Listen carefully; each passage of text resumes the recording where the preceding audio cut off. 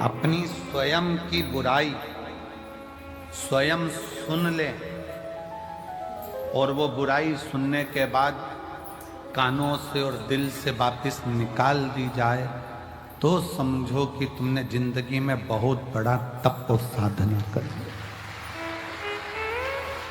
स्वयं की बुराई सुनने के बाद अगर आप शांति से अपनी जिंदगी बिल्कुल मस्त होकर जी रहे हो, बुराई पर तुमने ध्यान दिया ही नहीं, तो समझ लेना कि तुम जिंदगी के दुनिया के सबसे बड़े तपस्वी और साधक और सन्यासी।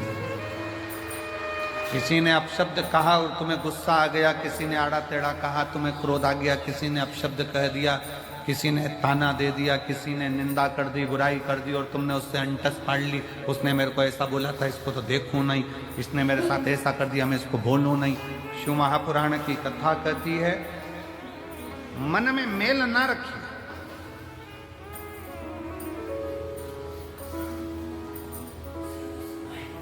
मन में मेल ना रखें, थोड़ा समय का इंतजार करें। गाली देने वालों को, अपशब्द कहने वालों को, ताना देने वालों को, आड़ा टेढ़ा बोलने वाले को एक दिन समय आता है, आप उसका जवाब नहीं देते, स्वयं देवाधिदेव महादेव मेरा कुबेर भंडारी जवाब है।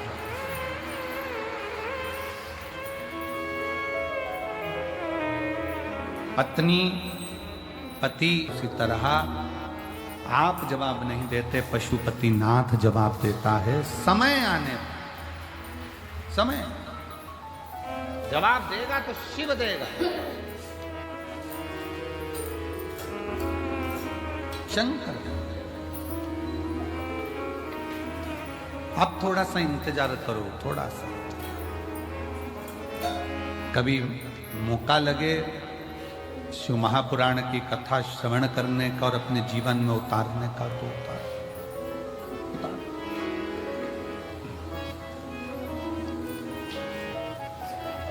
आज ये कथा तो यहां विराम की ओर जाएगी। शिव तत्व हो, शंकर भगवान की शरणागति, शिव की भक्ति, शिव जी की उदारता, शंकर की अविरल भक्ति को अपने भीतर धारण करो। कैसे भी, कैसे प्रथम में विष मिले, स्वीकार करो। जो करेले का जूस ज्यादा पीता है, जो कड़वी कड़वी नीम की गोली ज्यादा खा लेता है, फिर उस पे दूसरी दवाई का असर ही नहीं होता। अब कड़वे का, वो करेले का जूस इतना पी लिया कि वो दूसरी मिठाई और जूस का असर ही नहीं हो बे। नीम की गोली, नीम की पत्ती इतनी खा ली कि वो दूसरी दवाई असर ही ना करे।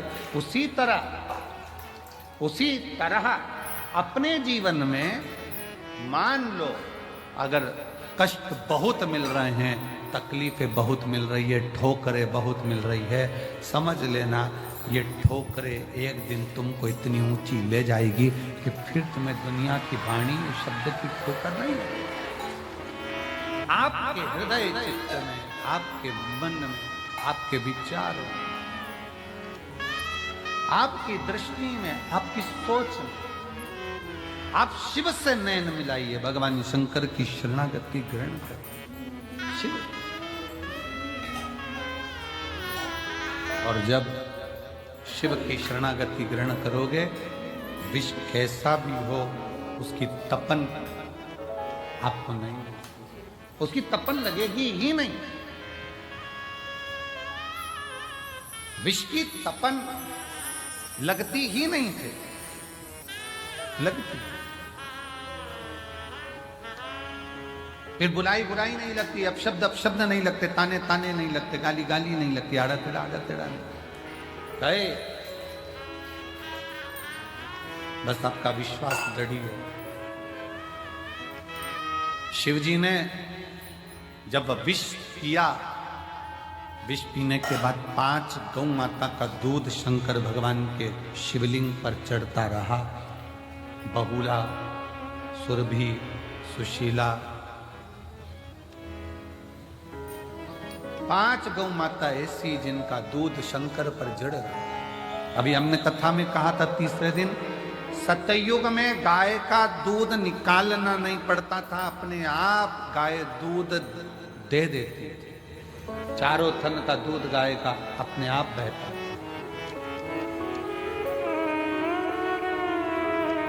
त्रेता में 3 थन का दूध बछड़े को मिलता था, संत साधु सन्यासी को मिलता था।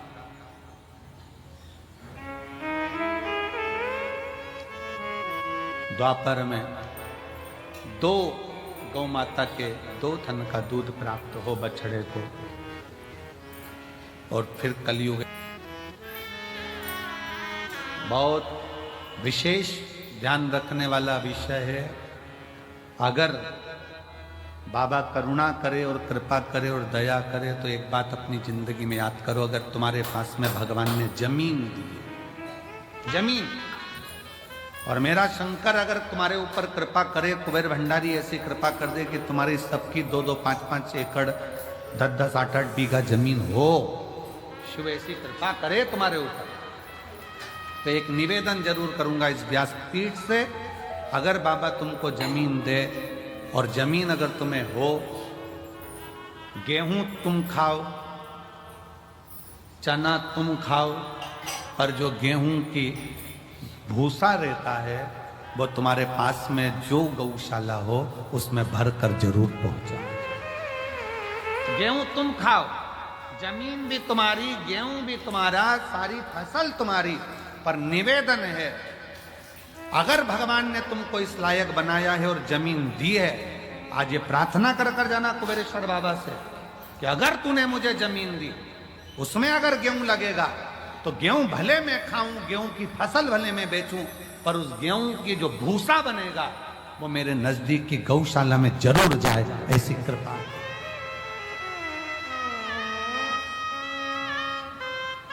आज गाय के भूसे का गौ माता को जरूरत है। फैक्ट्रियां ऐसी ऐसी बन गई जिनमें भूसे का भी कोयला बनने लगा, उसके चक्कर में गाय भूसे के लिए भी तरस रही है। विठलेश सेवा समिति पिछले कई वर्ष से एक नियम लेकर चलती है कि गाय का भूसा जब ज्यादा हम लोग प्रयास करते हैं कि इकट्ठा कर लें, और कोई नजदीक की गौशाला में भी जब भूसे की जरूरत होती है, जो आप लोग सहयोग करते हो, 1-1 रुपया देते हो, तो नजदीक में कहीं पर भी कहीं से सूचना आती है तो उस गौशाला में भी भूसा सीहोर की गौशाला से चले जाता है कि वहां गाय भूखी ना रहे, वहां गौ माता भूखी ना रहे। पर कब तक? इसलिए मेरे बाबा से निवेदन है, जितने आयो, मेरा भोलेनाथ, मेरा कुबेर भंडारी, तुम सब अगले साल जब तुम यहां आओ रुद्राक्ष महोत्सव में, तो मेरा बाबा तुम सबको जमींदार बनाए, जमीन वाला बनाए, सबको जमींदार बनाए, सबको जमीन बाबा दे, कोई नहीं बचे जिसके पास जमीन न, खूब दे, 2 एकड़, 5 एकड़, 10 एकड़, 25 एकड़, जितनी मेरे बाबा को देना हो बीघा में, 2-5 बीघा भी दे, तो फसल तुम खाओ, मना नहीं है, सब खाओ, पर उसमें जो भूसा रहे, उसमें जो चारा रहे, वो तुम्हारे नजदीक में जो भी गौशाला हो, उस गौशाला को समर्पित करो, जिससे गौ माता, गौ माता। आज का जमाना इतना विचित्र हो गया कि लोग उस भूसे को भी निपटाए, नहीं, उसको भी। शिव कथा कहती है, भगवान शंकर का पावन चरित्र कथा है, शिव महापुराण की कथा कहती है, सतयुग में 4 थन से गौ माता दूध देती है, और वो चारों थन से वो दूध जो प्राप्त होता है वो जीवन का सुख का आनंद का पता है, चारों थन से।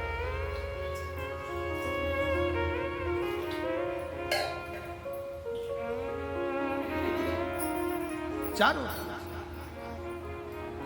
और आज का जमाना कलयुग में बछड़े को 1 थन का दूध तक गाय का नहीं मिलता, वो भी निचोड़ लिया जाता है कि और फिर बछड़े को छोड़ते हैं, बछड़ा पीता है, गाय दूध देती है, फिर वो निचोड़ लेते, फिर बछड़ा छोड़ते हैं, फिर दूध निचोड़ लेते हैं, बछड़े को कुछ मिलता।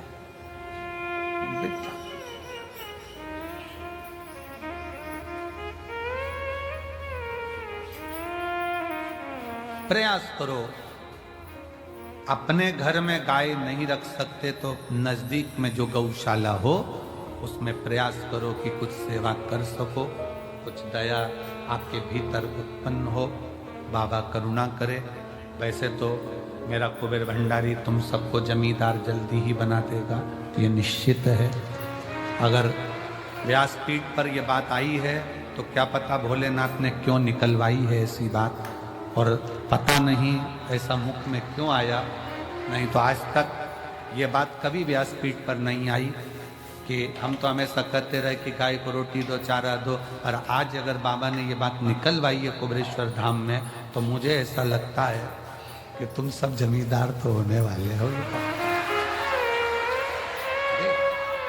अगर कुबेरेश्वर बाबा ने हो सकता कोई नया गिफ्ट दिया हो तुमको, तो मुझे तो ऐसा लगता है कि विदाई के पल में कुछ ना कुछ बाबा ऐसा देने वाला है कि तुम उस जमीन के जमींदार जरूर बनोगे, और बन जाओ तो दिल बड़ा रखना। गेहूं फसल तुम खाओ पर अपने नजदीक की गौशाला में भूसा जरूर पहुंचाओ। प्रयास।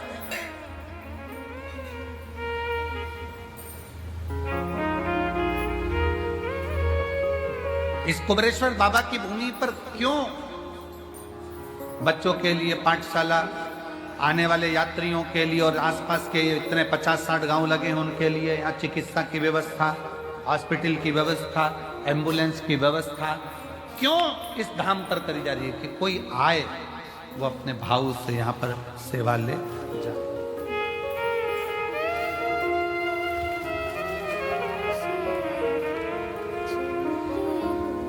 पढ़े, आनंद ले और अपने जीवन को बच्चे जागृत कर। शिव कथा कर रही है भगवान शंकर का चरित्र। गुरु शंकराचार्य जी इस मृत्यु लोक में प्रकट हुए, जन्म लिया, और शंकर भगवान को दुनिया के लोगों ने बहुत नीचे दबा दिया था। तब जगत गुरु शंकराचार्य जी ने 4 पीठ का निर्माण कर शिव भक्ति पूरे विश्व में जागृत कर।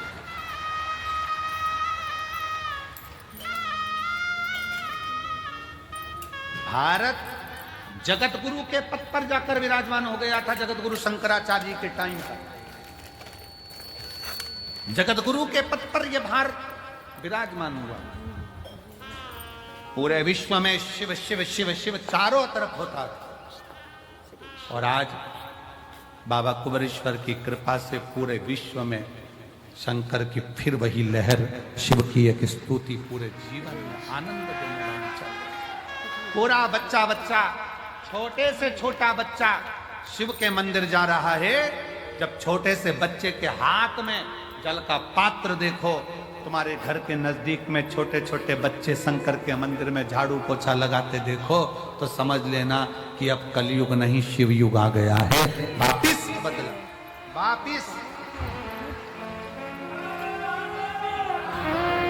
वापिस बदला हुआ है। फिर वो शिव की भक्ति जनमानस तक पहुंची, और बिना आडंबर के, ना कोई बेल है, ना कोई भभूति है, ना कोई नारियल है, ना कोई सामग्री है, केवल तुम्हारा चढ़ाया गया एक लोटा जल सारी समस्या का हल। तुम्हारा विश्वास, तुम्हारी भक्ति, लोटे के जल का कितना महत्व है। 12 ज्योतिर्लिंग की चरित्र शिव महापुराण के अंतर्गत आता है। 12 ज्योतिर्लिंग का चरित्र। तुमरुका जी ने चंचुला देवी को 12 ज्योतिर्लिंग का जब स्मरण कराया, उसमें प्रथम ज्योतिर्लिंग सोमनाथ जी का वर्णन किया। सोमनाथ जी का जब वर्णन करते समय चंद्र को जो काया का रोग हो गया था, काया के रोग को ठीक करने वाला कौन? जम के बोलो जरा, महादेव। कौन है चंद्रदेव? शंकर भगवान का साडू भाई।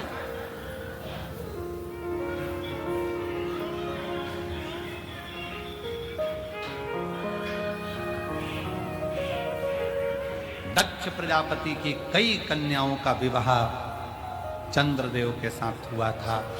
शरीर में इतना बड़ा रोग हो गया कि काया टपक टपक कर टपक रही, गिर रही।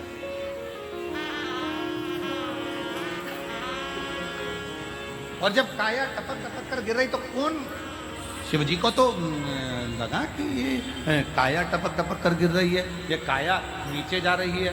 अब चंद्रदेव की काया जब बिगड़ने लगी तो क्या हुआ, आपको पहले भी कथा में वर्णन किया, आज फिर वर्णन करते हैं कि चंद्र की देव ऋषि नारद की दिल में दुख हो, तकलीफ हो, कष्ट हो,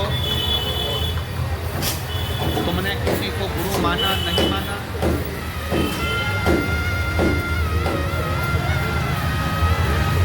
तुमने किसी को गुरु माना नहीं माना, ये तुम्हारे ऊपर है। और शिव महापुराण की कथा कहती है कि अगर शिव जी को जल चढ़ाते समय आपने शंकर को श्री शिवाय नमस्तुभ्यम भी कह दिया तो समझ लेना कि शंकर ने तुमको गुरु मंत्र दे दिया, तुम शिव के हो गए, शिव तुम्हारा। अब दशरथ जी के मन में जब दुख हुआ, दशरथ जी के मन में जब भेद आया, दशरथ जी के मन में जब थोड़ा सा दुख हुआ, दशरथ जी ने कहा कि मेरे घर में मेरी 3 धर्म पत्नियां हैं पर औलाद नहीं, तो ये बात किससे कहूँ। तो गुरु जी के पास गए और गुरु से कहा कि मेरी 3 धर्म पत्नी और औलाद। फिर गुरु से कहोगे तो गुरु सुनेगा। अब गुरु तुमने किसको बना दिया, जल चढ़ाकर, जम के बोलो महादेव। शिव को तुमने गुरु बना लिया। अब जब शंकर जी को गुरु बना लिया तो तुम्हारा दुख तुम किससे कहो, किसी दूसरे से। शंकर भगवान की शरणागत और चाहे सृष्टि को जिस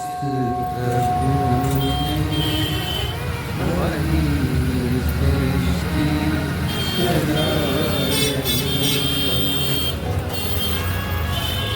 जो पेड़ हमने लगाया मेरे, जो पेड़ हमने लगाया मेरे, उसी का फल हम अब पार।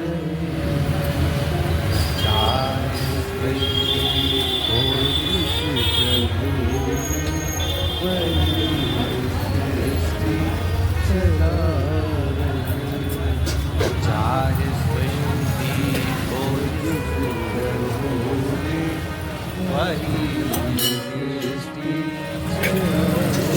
अब साथ रखकर शिव की शरणागति, भगवान शंकर की शरणागति किससे कहोगे अपने को, किसी मनुष्य से कहोगे तो 4 जगह कहेगा।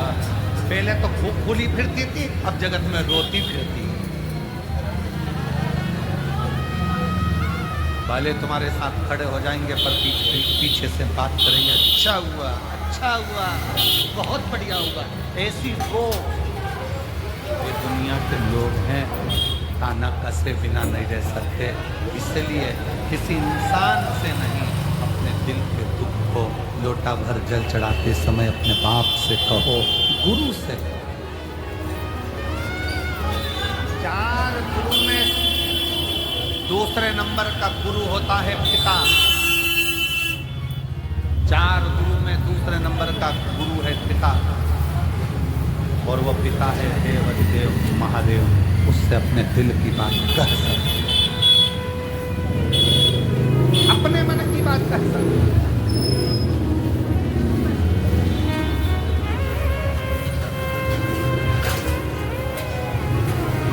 कल एक बहन जी करेंगे, गुरु जी कावड़ आती है, हम आते हैं, बहुत भीड़ रहती है, क्या सावन का पूरा महीना में कभी भी आके शिव जी को जल चढ़ा सकते हैं? हमने कहा शंकर का दरवाजा सावन के लिए तो पूरा महीना खुला हुआ है।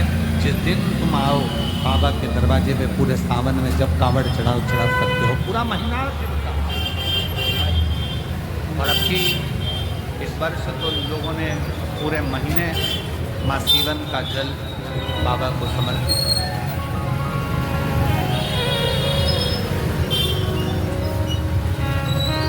जब तुम्हारा दिल करे तब शिव भक्ति ब्रह्म शंकर,